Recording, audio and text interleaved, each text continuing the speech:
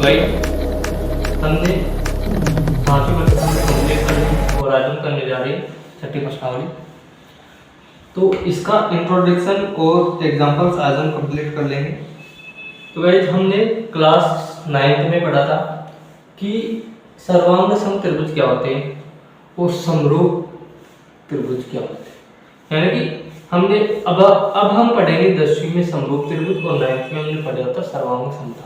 ठीक है, अब ये जरूरी नहीं है कि त्रिभुजों के लिए हो कि सर्वांग सम, जरूरी नहीं कि त्रिभुज हो, लेकिन हम 10वीं के अंदर यानी कि इस क्लास में सिर्फ और सिर्फ त्रिभुजों पर यानी कि अधिकतर बेसिक हम त्रिभुजों पर ही इसमें पढ़ने वाले हैं। इसलिए मैं आपको बता देता हूँ एक बार कि सर्वांग समता क्या होती है और समरूप क्या होती है। अब देखिए आप ये जैसे ये आकृतियां देखिए, फर्स्ट नंबर, सेकंड, थर्ड और फोर्थ वाली। ठीक है, अब इसके अंदर देखिए इसकी माप 4 सेंटीमीटर है, इसकी 3 सेंटीमीटर, इसकी 5 सेंटीमीटर और इसकी 3 सेंटीमीटर। ठीक, तो सर्वांग समता तो क्या होती है कि इसमें समान आकार प्लस समान आमाप होना चाहिए।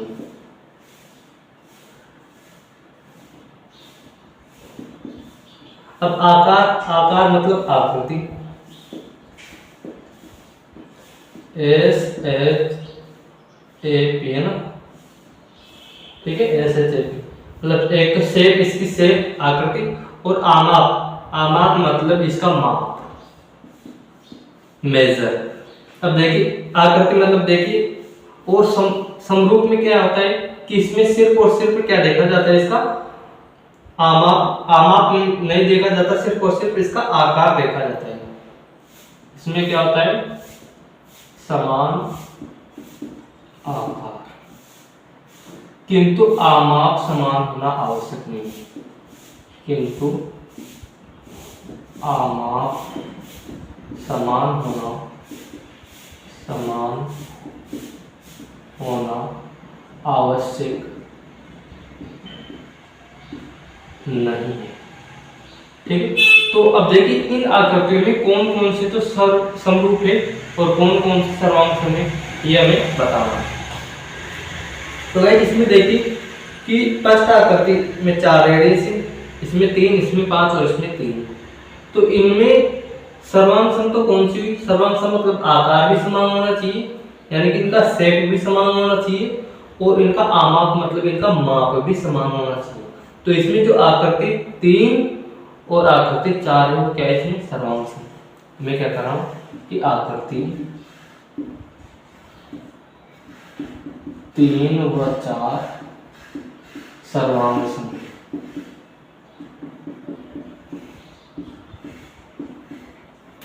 क्यों सर्वांग सम है, क्योंकि इनका जो माप है यहाँ से यहाँ तक, इनकी जो रेडियस है, इनकी जो त्रिज्या है वो इनकी समान है। लेकिन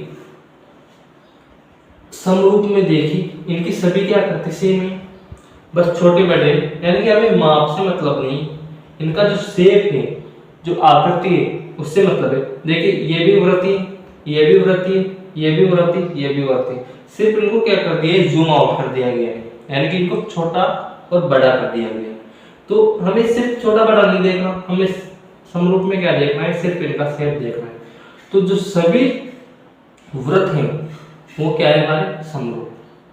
ठीक है, इनकी पूरी एक्सप्लेनेशन लिखवा दूंगा मैं आपको, अभी आप समझ लीजिए। ठीक है, अब नीचे देखिए ये आकृति नंबर में इसको लिख रहा हूँ 5, 6, 7 और ये 8।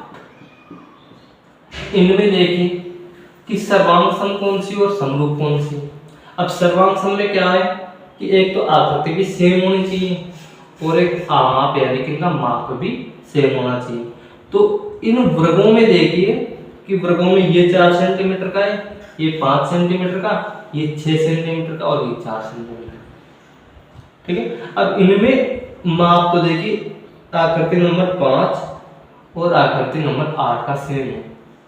ठीक है, 4 सेंटीमीटर की, और इनके जो कोण हैं वो 90 डिग्री है, सभी के वृग है तो सभी के कोण भी 90 डिग्री होंगे।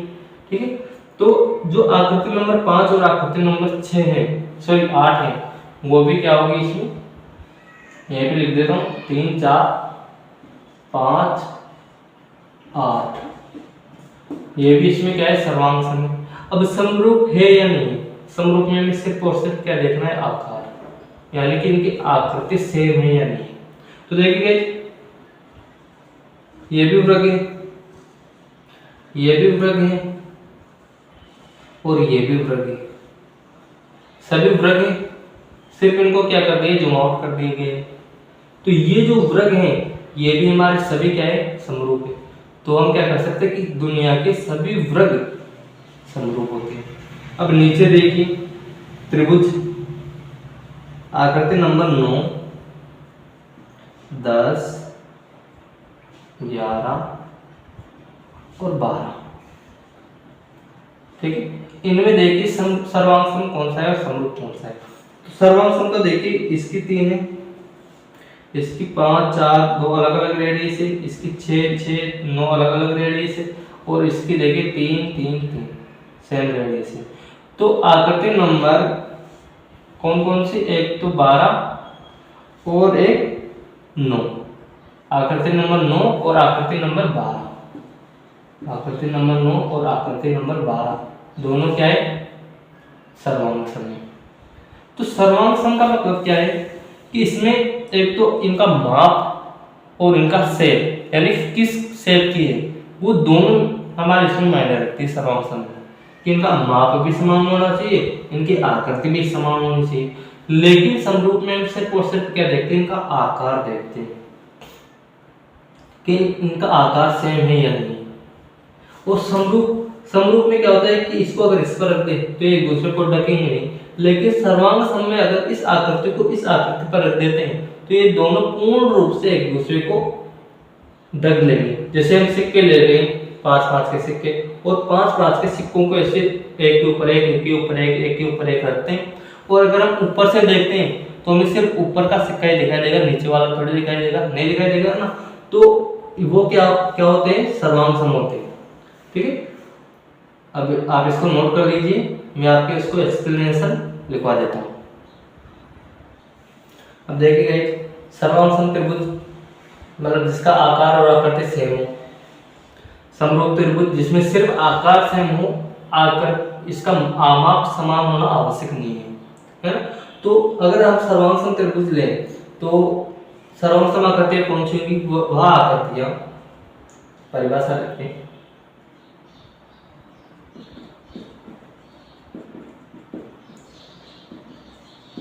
वह आकृतियां जिनका आकार व आमाप समान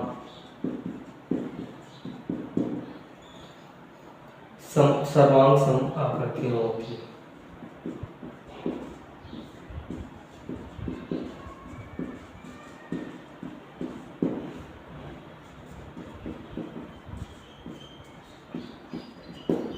ठीक, और समरूप में क्या होगा,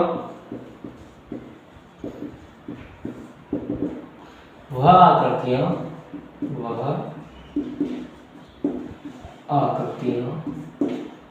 जिनमें सिर्फ आकार समान हो,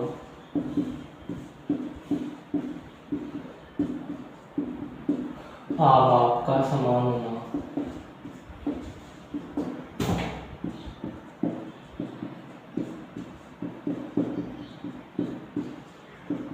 आवश्यक नहीं हो, वो क्या कहलाएंगे, हमारे समरूप। यानी कि इसमें आकार तो समान होगा लेकिन आमाप का समान होना आवश्यक नहीं है। ठीक है, और सर्वांग सम में क्या है कि इसमें आकार भी समान होगा और आमाप भी समान होगा। अब देखिए नोट लगाकर लिखिए कि जो आकृतियां सर्वांग सम होती है वो जरूर से जरूर क्या होंगी, समरूप होंगी।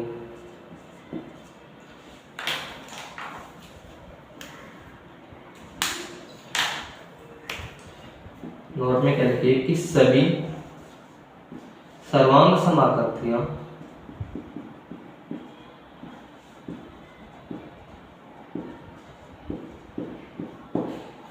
समरूप होती हैं,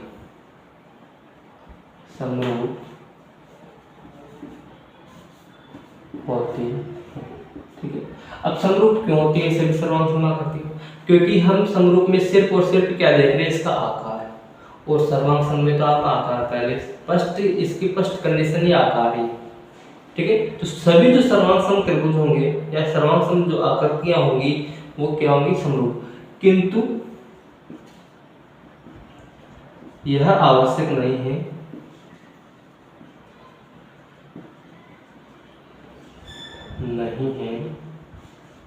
कि सभी समरूप आकृतियां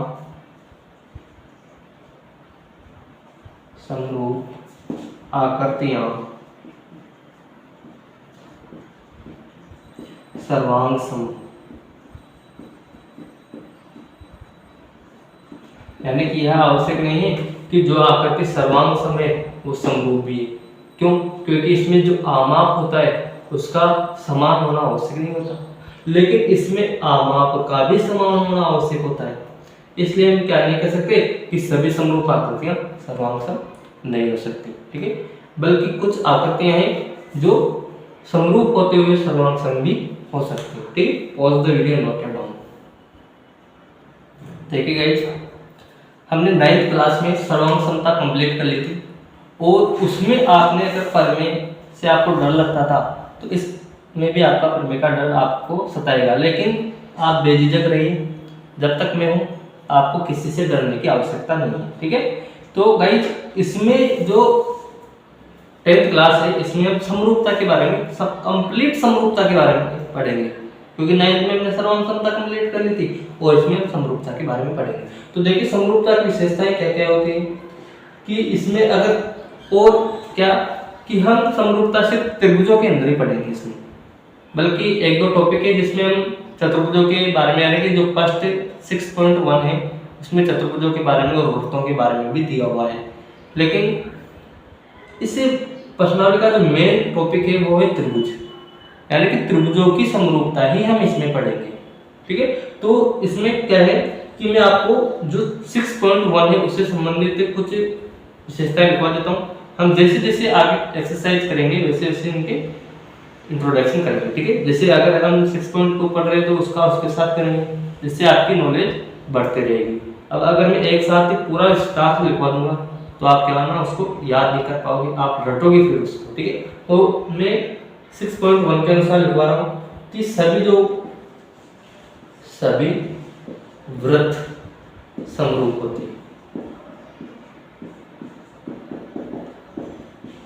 अभी मैंने बता दिया कि समरूप क्यों होते हैं, क्योंकि समरूप में हम सिर्फ उनका आकार देखते हैं, आमाप नहीं देखते, यानी कि माप नहीं देखते, सिर्फ आकार देखते हैं। देखिए सेम शेप के सभी गोल ही हैं, ये ऐसे तो नहीं है ना कि ये वृत्त है। अब ये वृत्त और ये वृत्त समरूप नहीं हो सकते क्योंकि इनका आकार सेम नहीं है। ठीक है, एक तो ये सभी वर्ग समरूप होते हैं।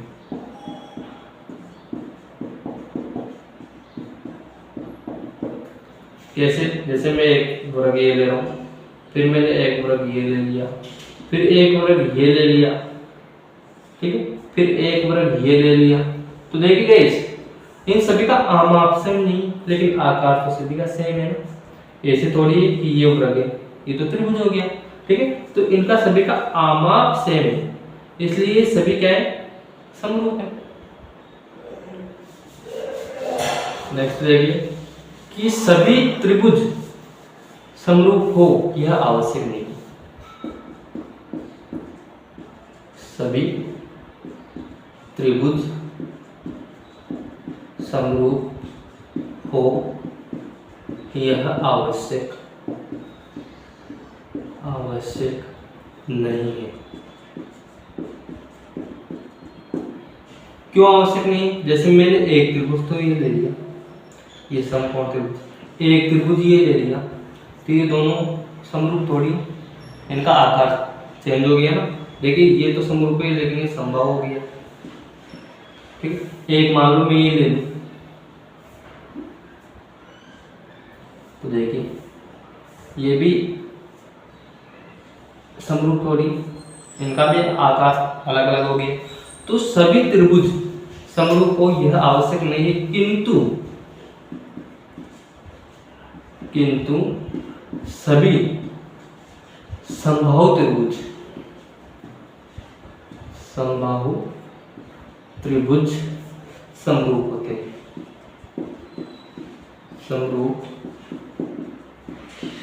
होते हैं, ठीक है। यानी कि जितने भी समबाहु त्रिभुज हैं वो सभी क्या होंगे, हमारे समरूप होंगे।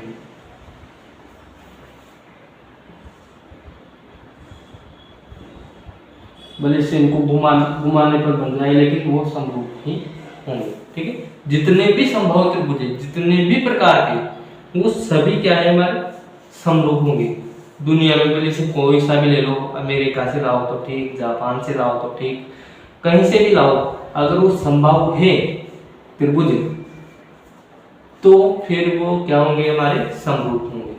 तो ये 3 टॉपिक है इसमें जो हमें याद रखना है। 1 नंबर में हमारा क्वेश्चन पूछ लेता है अधिकतर बोर्ड में। ठीक है, अब देखेंगे इसमें नेक्स्ट, इस पूरी प्रश्नावली में हमारे एग्जाम्पल नहीं दे रखे, डायरेक्ट 6.1 प्रश्नावली है, तो हम इसमें डायरेक्ट 6.1 ही करेंगे। ठीक है, इसमें क्रियाकलाप दे रखे हैं हमें, चतुर्भुजों से संबंधित कि कौन कौन से चतुर्भुज समरूप हैं। तो एक बार हम ये भी देख लेते हैं कि कौन कौन से चतुर्भुज समरूप होते हैं। देखिएगा नेक्स्ट टॉपिक है हमारा कि भुजाओं की समान संख्या वाले 2 बहुभुज समरूप होते हैं। क्या?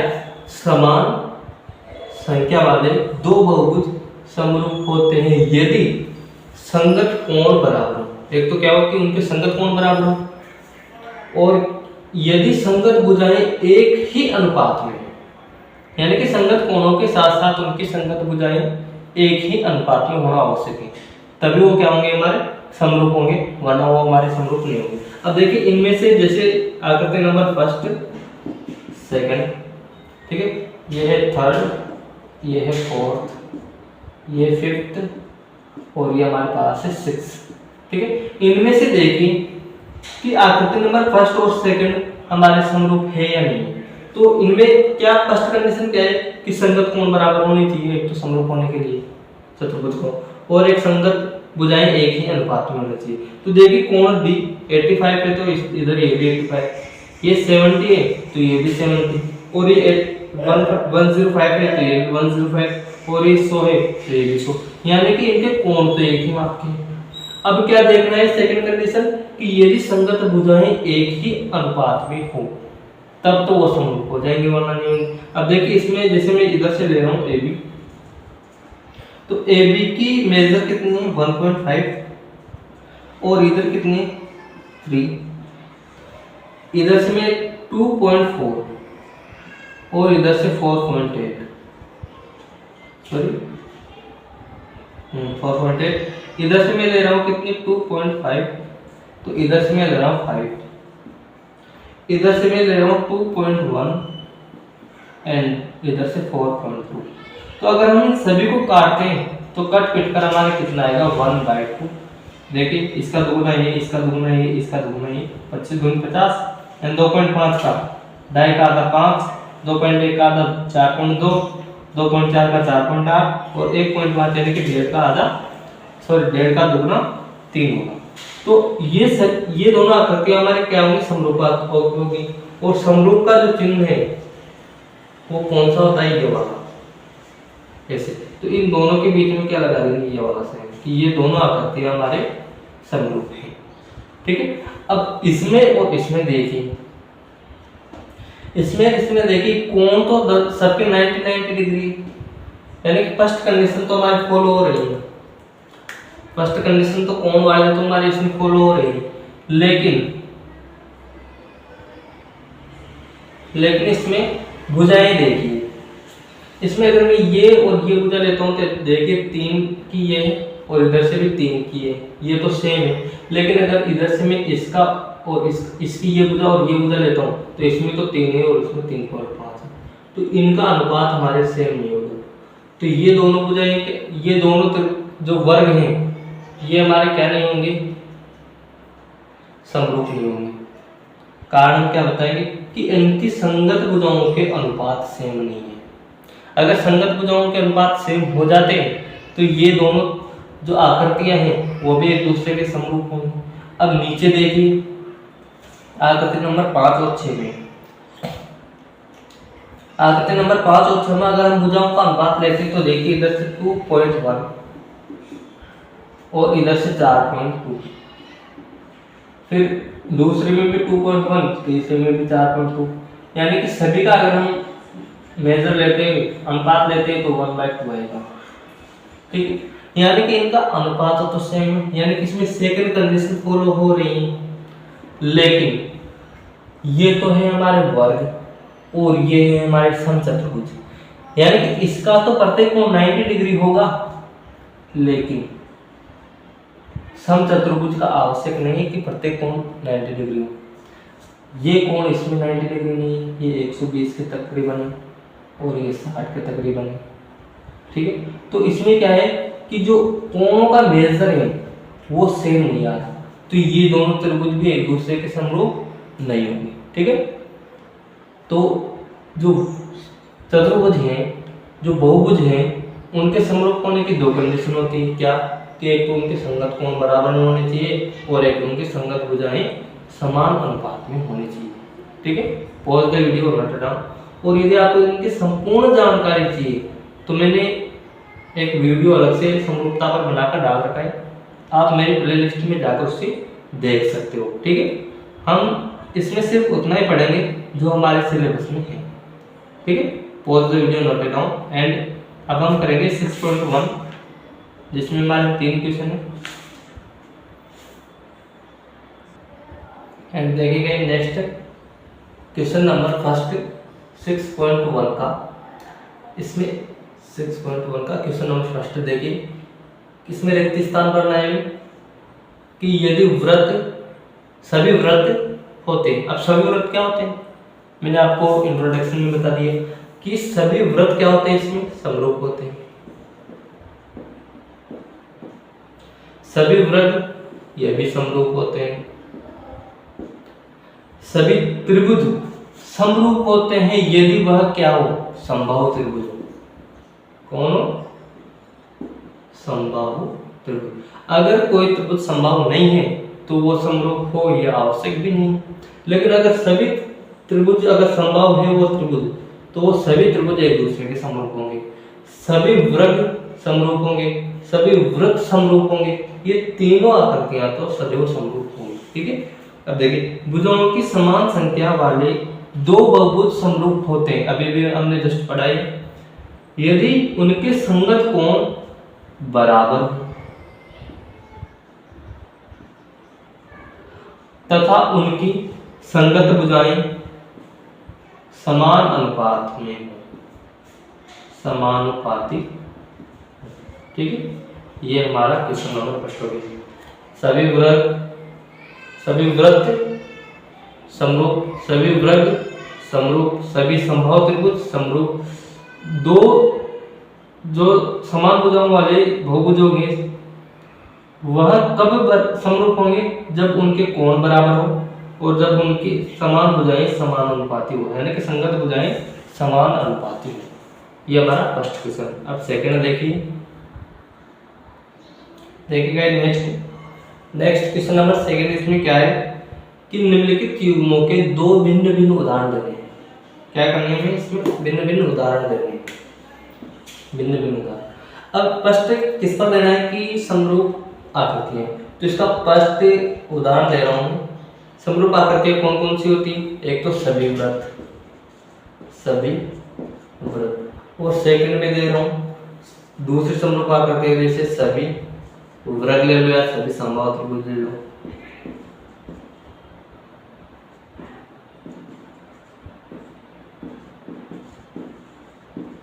ये दो उदाहरण हो गए। सभी वृत्त समबाहु समरूप होते हैं और सभी समबाहु त्रिभुज समरूप होते हैं। और ऐसी आकृतियां जो समरूप नहीं, जैसे एक तो ले रहा हूं क्या कि सभी त्रिभुज समरूप नहीं होते, और बी में मैं क्या ले रहा हूं कि सभी चतुर्भुज समरूप नहीं होते। तो ये है। या फिर ऐसे ले लो कि जैसे एक त्रिभुज और एक वर्ग, या फिर एक कुछ भी ले सकते हैं, इसमें समरूप नहीं है में इनमें क्या है कंडीशंस होती है। इन दोनों में क्या होती है कंडीशंस होती है। इन कंडीशनों के आधार पे ही ये समरूप होंगे। ठीक है, तो सभी त्रिभुज समरूप नहीं होते और सभी चतुर्भुज भी समरूप नहीं होते। त्रिभुजों में सिर्फ समबाहु त्रिभुज समरूप होते हैं और चतुर्भुजों में वो चतुर्भुज समरूप होंगे जिनके कोण समान हो और उनकी संगत भुजाएं समान अनुपाती हो, वही इसमें क्या होंगे समरूप होंगे। ठीक है, pause the video, note it down. अब देखिए क्वेश्चन नंबर 2 कि बताइए कि निम्नलिखित चतुर्भुज समरूप हैं या नहीं है। तो गाइस वैसे दिख ही रहा है कि ये समरूप नहीं है। क्यों? क्योंकि ये तो है हमारे समचतुर्भुज और ये है हमारे क्या वर्ग। ठीक है, तो इसमें तो प्रत्येक कोण हमारा कितना डिग्री का है 90 डिग्री का, लेकिन इसमें आवश्यक नहीं है कि प्रत्येक कोण 90 डिग्री का हो, क्योंकि ये हमारे अधिक कोण है और ये इसमें न्यून कोण है। ठीक है, तो ये हमारे क्या नहीं हो सकते समान नहीं हो सकते। लेकिन अगर हम भुजाओं की दृष्टि से देखें चतुर्भुज कब समरूप होते हैं जब उनके अनुपात भुजाओं के अनुपात समान हो। तो देखिए अनुपात अगर हम लेते हैं तो हमारे अनुपात तो सभी के सेम ही आएंगे, लेकिन अगर हम इनके कोण लेते हैं तो हमारे कोण बराबर नहीं आएंगे। P नॉट इक्वल टू ए, कोण P A के बराबर नहीं है। इसी प्रकार कोण Q भी नहीं है बराबर कोण B के, ये बड़ा है और 90 डिग्री। ठीक है, यानी कि तकरीबन 110 या 120 डिग्री के बराबर है, लेकिन ये तो 90 डिग्री। ठीक है, तो इसलिए ये दोनों जो आकृतियां हैं वो समरूप नहीं होगी, तो इसका आंसर आएगा नहीं। ठीक है, नहीं पर आप टिक कर सकते हैं। यानी कि चतुर्भुज ए बी सी डी समरूप नहीं है चतुर्भुज पी क्यू आर एस। ठीक है, अब देखिए एक और इम्पोर्टेंट बात कि जो समरूपता होती है, समरूपता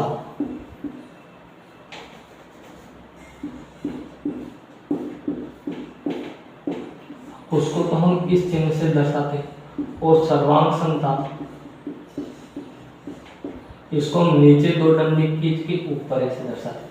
ये तो सर्वांग समता का चिन्ह है और ये समरूपता का चिन्ह। ठीक है, pause the video, note it down. कृपया चैनल को शेयर, सब्सक्राइब और लाइक करें। और कल हम पढ़ेंगे 6.2 और उसका इंट्रोडक्शन।